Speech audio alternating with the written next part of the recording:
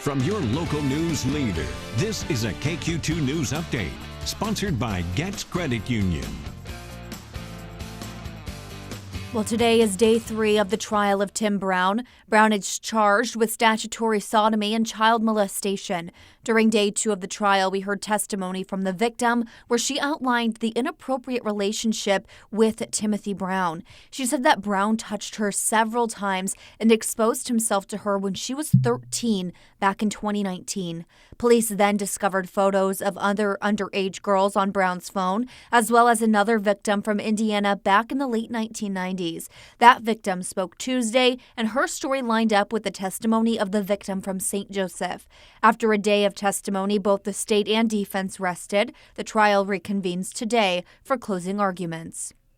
And switching gears now, a local business is helping those in need this week. Spine and Sport is taking part in a wheelchair drive for Wheels for the World, a ministry of Johnny and Friends.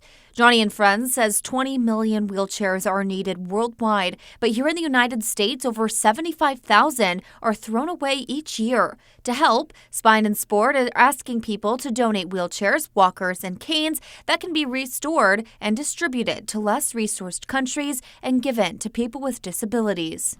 So we're looking for manual wheelchairs, not electric, as these are going to a third world country. So manual wheelchairs, walkers, and canes. Those are the 3 things. So any wheelchair parts, footrest, trays, cushions, but mainly just the wheelchair, aluminum walkers, and aluminum canes. The wheelchair drive will be this Thursday and Friday at 1213 North Belt Highway from 9 a.m. to 5 p.m. If you can't make it during this time, donations can be dropped off throughout the year. And in national news, the bipartisan House Ethics Committee will meet Wednesday behind closed doors, where it's poised to discuss its report on its investigation of former Representative Matt Gaetz, who resigned from office last week after President-elect Donald Trump chose him as his nominee for Attorney General. The fate of the Gaetz report is in the hands of the committee. It's not clear if the committee will vote on whether to release the report. If there is a vote, a majority of the 5 Democrats and 5 Republicans on the committee must approve its public disclosure.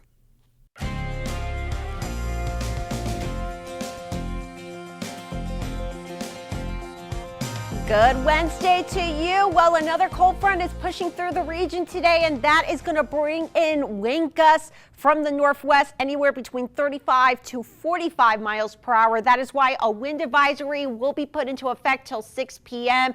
Sustained winds today, 20 to 30 miles per hour. With that colder air filtering in, high temperatures today will only top out in the upper 40s to near 50 degrees, despite the mostly sunny skies. Overnight lows tonight will fall into the upper 20s, mostly clear. Stay warm, everyone, because this is going to be the coldest air of the season thus far as we wrap up the work week. As we head into the weekend, 50s before another cold front Sunday night puts us back down into the 40s. As of right now, no rain or snow chances in the forecast as we near Thanksgiving. This was a KQ2 News Update, brought to you by Gaetz Credit Union.